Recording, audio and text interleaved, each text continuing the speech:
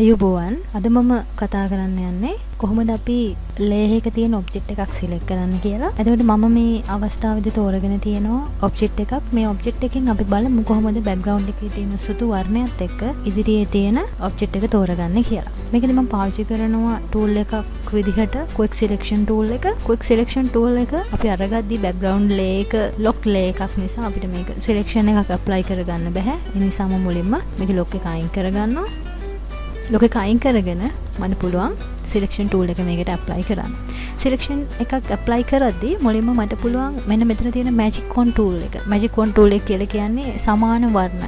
Photoshop document එකේ තියෙන pixel වල සමාන වර්ණ තියෙනවා නම් අපිට පුළුවන් මෙන්න මේ tolerance rate එක වැඩි කරලා එකපාරක් one click එකක් දුන්නාම background එකෙන් එකපාර අපිට object එක තෝරගන්න පුළුවන්. එහෙම නැත්නම් සුදු පසුබිමෙන් අපිට අවශ්‍ය කරන ඔබ්ජෙක්ට් එක සිලෙක්ට් කරගන්න පුළුවන්. කොහොමද සිලෙක්ට් කරන්නේ? මම ඩිසිලෙක්ට් කරනවා මේ සිලෙක්ෂන් එක. මෙන්න මේ වගේ සුදු පසුබිම වල මැජික් වොන්ඩ් එකේ ඉඳලා අපි one click එකක් දුන්නොත් අපිට පුළුවන් මෙන්න මේ විදිහට එකපාර ඔබ්ජෙක්ට් එක සිලෙක්ට් කරගන්න. නමුත් මේකේ අවස්ථාවේදී සිලෙක්ට් වෙලා තියෙන්නේ අපිට අවශ්‍ය කරන ෆ්ලවර් වාස් එක නෙවෙයි.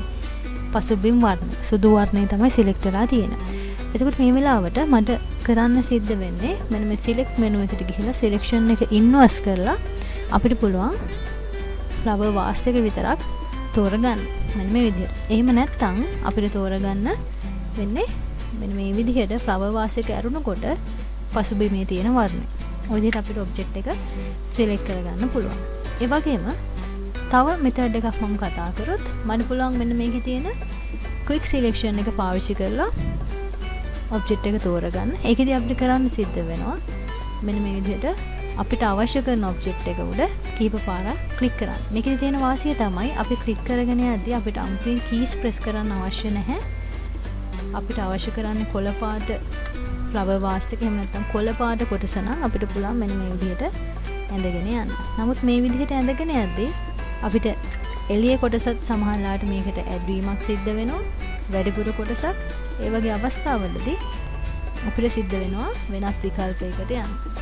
වෙනත් විකල්පයක් කියලා මම මෙතන අදහස් කරන්නේ අපිට පුළුවන් මේ ඇඩ් වෙච්ච වැඩිපුර ඇඩ් වෙච්ච කොටස රිමූව් කරගන්න. එහෙම රිමූව් කරගද්දී අපිට සිද්ධ වෙනවා quick selection tool එකේ ඉඳලා මෙන්න මෙතන subtract option එක පාවිච්චි කරන්න. ඒ කියන්නේ selection එකෙන් අයින් කරගන්න. එහෙම නැත්නම් ඍණ ලකුණ. ඍණ ලකුණ අපිට මෙතනින් ක්ලික් කරලා ගත්තොත් අපිට පේනවා ඍණ විදිහට තියෙන. එහෙම නැත්නම් අපිට පුළුවන් සාමාන්‍ය ධන ලකුණ එහෙම නැත්නම් add to selection අවස්ථාවේදී keyboard එකේ alt key එක press කරොත් අපිට පුළුවන් මේක remove කරගන්න. අපිට අනවශ්‍ය area එක මෙන්න මේ විදිහට alt එක press කරගෙන remove කරගන්න පුළුවන් අපිට අවශ්‍ය විදිහට. ඒ වගේම අපිට brush එකේ size එක අඩු වැඩි කරන විදිහට මේකේ open curly bracket එකෙන් size එක අඩු කරගන්න පුළුවන්. ඒ වගේම close curly bracket එකේ size එක වැඩි කරගන්න පුළුවන්.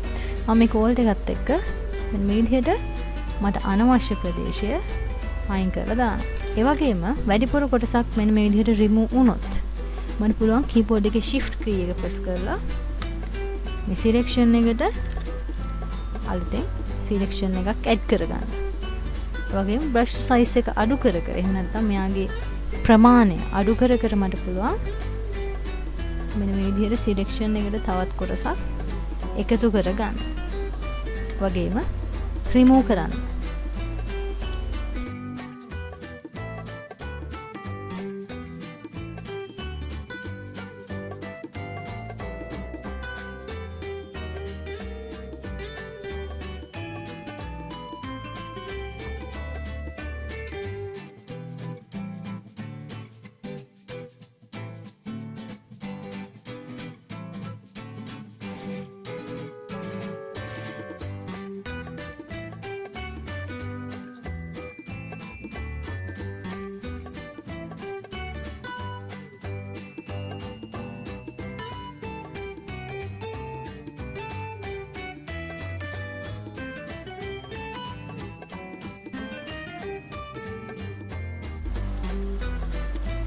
විදිහට අපිට remove කරන්න පුළුවන් අනවශ්‍ය area එක alt key එක press කරගෙන ඔය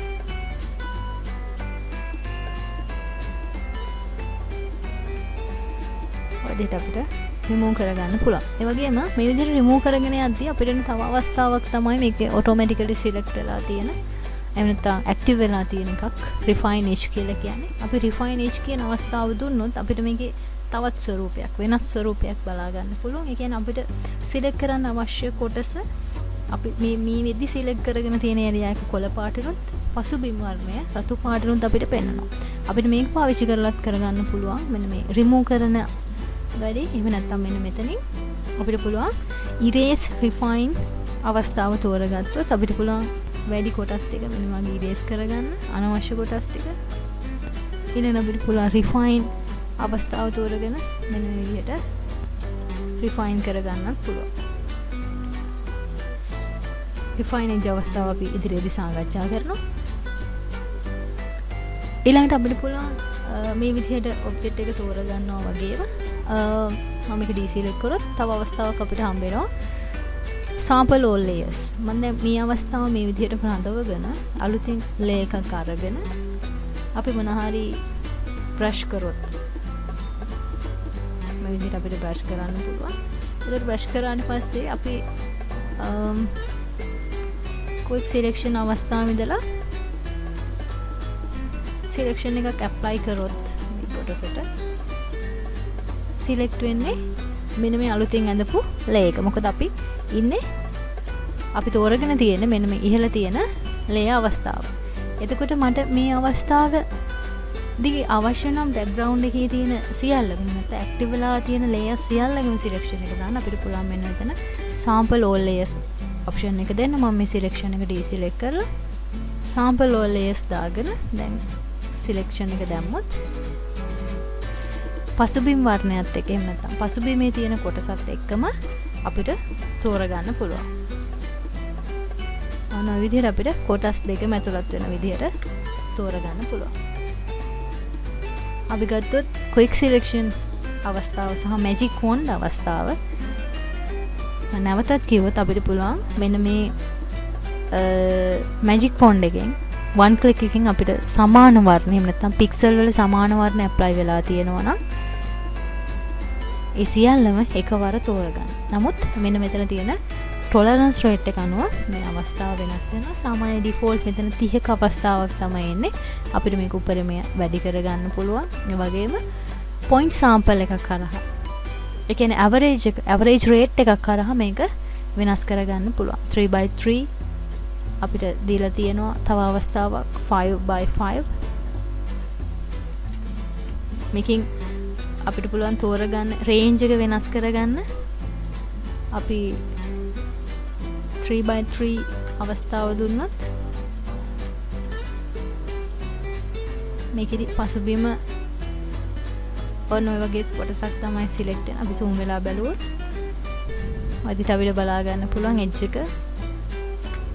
ඒ වගේම අපි 5/5 එකෙදි කලින්ට වඩා වෙනස් විදිහකට තමයි මේ සිලෙක්ෂන් එක apply වීම සිද්ධ වෙලා තියෙන්නේ. අපිට මේ වෙනස හඳුනා ගන්න පුළුවන්. මම මේකේ copy එකක් ගන්නවා background එකේ. background එක තෝරගෙන මම මේ අවස්ථාවට දැන් 3/3 එකක් මොන විදිහට මම මේක layer mask එකක් apply කරගත්තොත් අන විදිහට තමයි අපිට බලා ගන්න පුළුවන්කම ලැබෙන්නේ. ඉහළ තියෙන එකට මම අවස්ථාව මෙතන දෙනවා 5/5 සිලෙක්ෂන් එකක් දාගෙන මෙයාට layer mask එකක් apply කරගන්නවා. පැහැදිලිව පේනවාට උඩ අවස්ථාව visibility off කරොත් කොහොමද edge එක define වෙලා තියෙන්නේ. දෙවෙනි අවස්ථාව අපි ගත්තොත් මේකෙදි කොහොමද edge එක define වෙලා තියෙන්නේ. වෙනස් විදිහකට අපිට selection apply කරගන්න පුළුවන් අවස්ථා දෙකක් තමයි මේ තියෙන්නේ. ඔය දෙයට අපිට selection දාගන්න පුළුවන් magic wand tool එක සහ quick selection tool එක පාවිච්චි කරලා. විශේෂයෙන් අපි දැනගන්න ඕනේ quick selection එකෙන් අපි තෝරා ගැනීම සිද්ධ කරද්දී අපිට වැඩිපුර කොටසක් selection එකට add වුණොත් අපි මේකෙදි කරන්න ඕනේ වැඩිපුර කොටස remove කරන්න නම් keyboard එකේ alt key එක press කරලා අපිට පුළුවන් වැඩිපුර කොටස මේ විදිහට remove කරගන්න. ඒ වගේම මේකේ රටාවට නිර්මාණය කරගන්න සහ shift එකත් එක්ක අපිට add කරගන්න selection එකට තව කොටසක් එකතු කරගන්න හැකියාව තියෙනවා. ඒ වගේම මේ විදිහට අපි ක්වික් එකකින් ක්වික් සිලෙක්ෂන් එකකින් සිලෙක්ෂන් එකක් දාගෙන තියෙදි ලසෝ ටූල් එක මේකට එකතු කරන්න පුළුවන්. ලසෝ ටූල් එකනොත් අපිට කරන්න සිද්ධ වෙන්නේ මෙන්න මේ විදිහට shift එකත් එක්ක අපි ගත්තොත් මෙතන normal selection එකේ ඉඳලා shift එක press කරොත් අපිට ධන ලකුණට එහෙම නැත්නම් මේකේ තියෙන මෙන්න මේ add to selection අවස්ථාවට යන්න පුළුවන්. ඒ වගේම subtract අවස්ථාවට එහෙම නැත්නම් ඍණ ලකුණට යන්න all key එක press කරගෙන අපි මෙන්න මේ රටාව දිගේ මෙන්න මේ විදිහට ඇඳ ගන්න ඕනේ. එතකොට අපිට පුළුවන් selection එක perfectly document එකට arrange කරගන්න. මම හිතනවා මේ වීඩියෝ එක බලලා ඔයගොල්ලෝ selection add කරගන්නේ කොහොමද කියලා අවබෝධයක් ගන්න ඇති. ඉතින් අපි ඉස්සරහට තවත් මේ වගේ method කොහොමද practically use කරන්නේ Photoshop වල use කරන්නේ කියලා බලමු. ඉතින් අමතක කරන්න එපා මගේ channel එක subscribe කරන්න, share කරන්න සහ comment කරන්න. දිගටම මගේ channel එකත් එක්ක රැඳිලා ඉන්න කියලා ඔයගොල්ලන්ට ආරාධනා කරනවා.